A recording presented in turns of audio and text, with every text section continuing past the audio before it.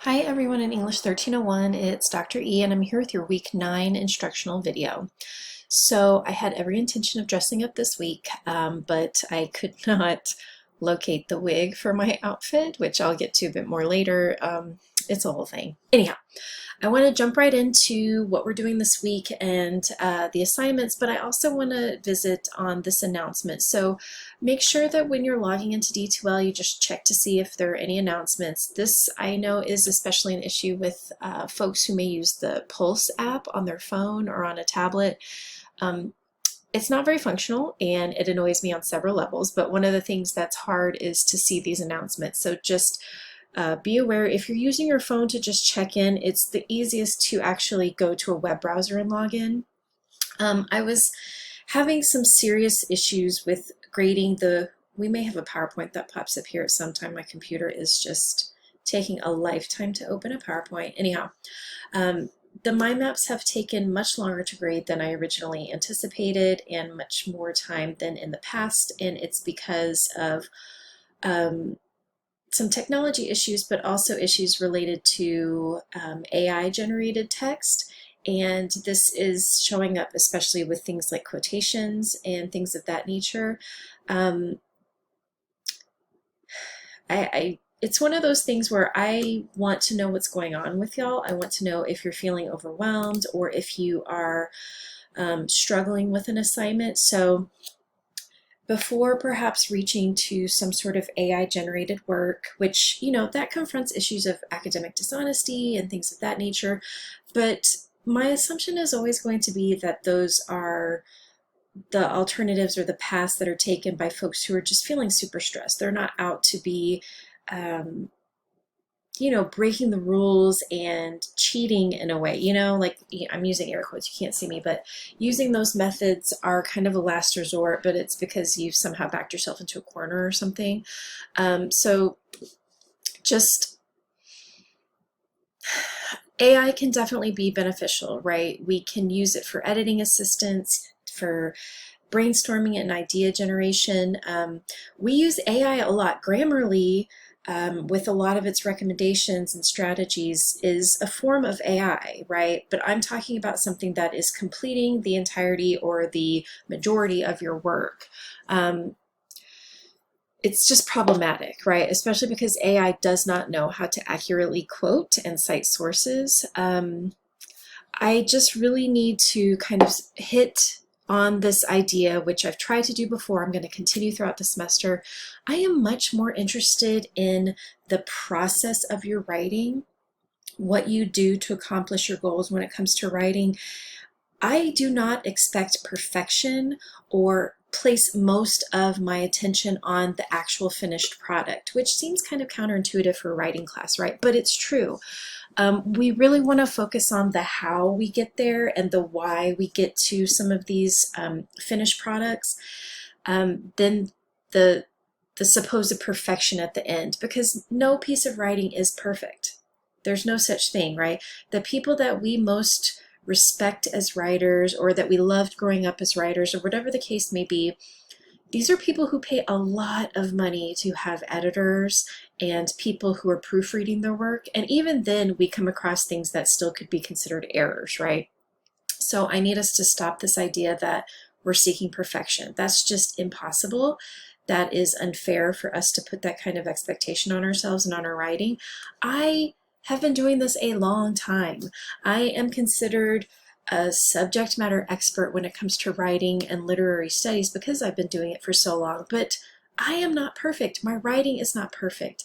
I don't put that kind of stress on myself, but writing can still be stressful for me. So I can understand that we may be getting to points where we are feeling that stress. Don't move past that point without addressing it with yourself, without reaching out to me. And y'all, if it comes down to it, submit the work you have, even if it doesn't have a quote here or there, or even if your ideas are not, stated in a way that you think is the, possible best way to state them. No, save that energy, save that scrutiny for some of our larger assignments that we have more time to work with. You can reach out to Michael, who's our tutor, and ask for some assistance and input. You can, do all these different steps that can help. But for some of our weekly assignments, sometimes it's just about getting it in. It doesn't have to be perfect. Sometimes it's just, hey, I'm going to take the lower grade on this, and that's fine, because the lower grade on this smaller weekly grade is nothing in comparison to taking not only a 0 for that grade, but for the energy that we need to put towards those larger assignments later down the road. So again, just read through this. Please take it to heart, because I'm not saying this to blow smoke. I'm saying this with all sincerity and concern for y'all. But also, I'm also protecting myself here, right? Grading your mind map should not be something that gets me down in the dumps, because I'm seeing a lot of AI generated work, which makes me worry about you. It makes me wonder if everything is okay. It also makes me question myself as an instructor, because am I assigning things that are too complicated? Am I having expectations that somehow I'm not translating well to y'all? So let's all get on the same page, right? Let's hit that reset button, because we do have a mind map this week, and I want you to take everything I've just said absolutely to heart, okay? All right. Now that I've gone through all that, and my computer is again gonna take forever, let's go to the content area in D2L to see what our agenda is for this week. So we have a video to watch, and it's by Sean Sherman, entitled "Why Aren't There More Native American Restaurants?" So continuing on with our theme of food, but we're also reading in our course text. It's a chapter on reflective writing. So it's going to push us to think about our own writing and the reflections that we should engage in when it comes to, thinking about our writing. We're not just submitting our writing right when it's done. We're taking a little bit of time to work with it, not only with revisions and edits and organization and all those kinds of things, but really thinking about ourselves as writers. So you're watching the weekly video. You do have a writing reflection that's due on Sunday and a participation quiz.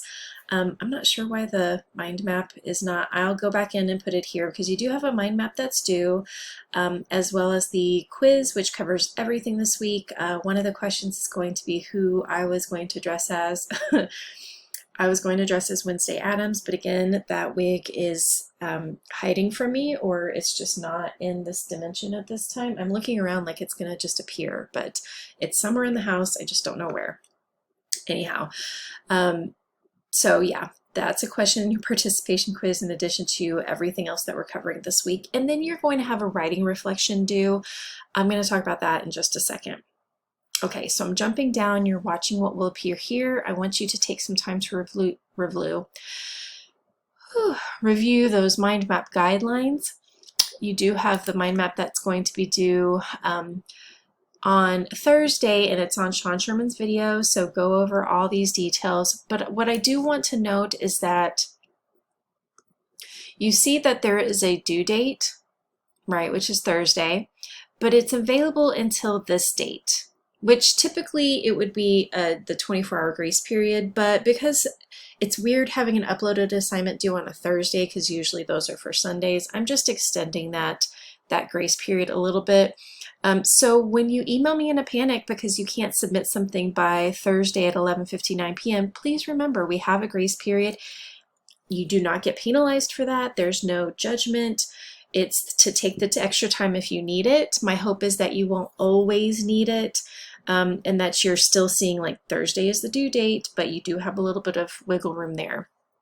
You have the writing reflection that's going to be due, again, initially on Sunday, but you do have the 24-hour grace period. Why are these differing? Let me pause for 1 second, y'all. Everything is fine. Yes, the initial due dates are the 26th. They end and are no longer available after the 28th. So the weeknight quiz covers everything. The random word for this week's quiz is going to be patience, which I'll come back to, I think. So I've gone back and forth about the writing reflection because it was initially a worksheet, and sometimes people would have problems with the format of the worksheet. They couldn't submit their work. And so what I've done is I changed it into the format of a quiz. So I'm going to click on this, and I want you to understand that half of this assignment is going to require that you go to your food journal submission, right? So you go into assignments and you'll look at your food journal 2 assignment, which had I been a student, it would be visible and submitted here so you could actually click on it. I want you to look back on that work without my input. Okay, I want you to just go back and see what you wrote, go back to that food journal with fresh eyes and as your own critic, and don't proceed without doing this. You'll get to a point in the quiz where I then say, okay, I want you to go in and look at my feedback, this Dr. E. And you can start the quiz. So it'll ask you a question and it will ask you actually for a response.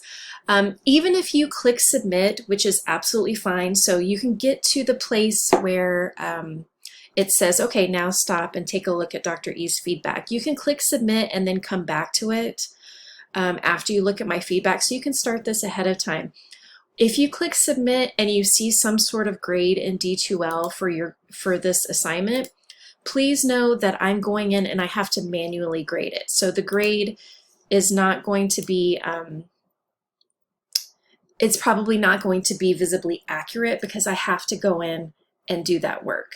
What I'm also going to do is pull up a document that just shows you what the questions are. So give me 1 second. I'm going to pause you again. No, I just can't with my computer. It doesn't want to open the document. But what I'll do is I'll put a list of those questions maybe in here so you can see and look ahead to the questions and start thinking about them. But the first step is to go to your food journal submission, whether it's in D2L because you can access it by going to the assignments area, or if you have it saved, which hopefully you do somewhere, you can access it. And then I'm still working on the feedback, and some of you can see yours now, some of you won't be able to until Tuesday at 5 p.m. at the latest. I'll put a link to how to look at that feedback because I use the Turnitin program to offer, my typed comments. Everybody will have something to see, okay? You will all have feedback of some sort in blue from me to you. So if you say, well, I don't see it, it's either because I haven't completed it yet and you don't see a grade for your work yet, or because you have to follow the instructions on how to view that. And I'll put that in our weekly module. I do want to bring up a few things I was noticing in terms of what we need to focus on in revisions and thinking about reflecting. And I'll cover these, again and again. One is the overuse of you, that second person. So I want us to, in thinking about revising in the future, avoiding this for academic writing. We don't want to address our audience, and it can sometimes seem too conversational for academic writing. Plus, we're writing about ourselves, right? So if you see this in your feedback, just know that that's what I'm indicating. We want to move, I didn't count off for this now, but in thinking about revisions moving forward, you should be at the start of the paragraphs, not the research. So a lot of us, when we're thinking about Ron Finley's work and bringing that into our ideas, we're saying, well, Finley's work, da da da da da da. We want to use that to support our own ideas. This paper, this journal is about us, right? Us. And then we'll bring in Finley in the paragraph, or other research we'll add later. So those topic sentences should really be about us, not Finley. So again, in thinking about that feedback you may be seeing. MLA is boring, y'all. Stop making, titles with 17-point font or a different font. It's all 12-point font, Times New Roman. Use that template. And don't assume when you're choosing quotes to support your ideas, never assume that the audience understands what those quotes mean. You need to introduce ideas, give credit for them, and explain them. So if you're talking, so think back to Cass. Cass was talking about, all this research, and hey, Cheryl was creating, and who's Cheryl? Like Cheryl was creating, or making food for her students, but your audience has no idea who these people are. You need to provide context. Okay, so that's just a quick rundown, and I'll keep touching on this more later, don't worry. These are the questions, and I will take out the error. This is the worksheet that folks used to complete, but it was such a mess. So I've moved it into kind of a quiz format. So I will take out the response area and just post these questions so you get a sense of what to do ahead of time. And then towards the middle, you will, after the third question, will proceed after viewing your feedback from me, which a lot of it is really straightforward feedback. I'm just talking about ideas or offering you suggestions. But this is a place to show that you've reviewed and reflected, and to let me know if you have any questions. All right, y'all, patience. Have patience with me. We're getting to that point in the semester, but we're going strong. So keep it up, and good luck this week.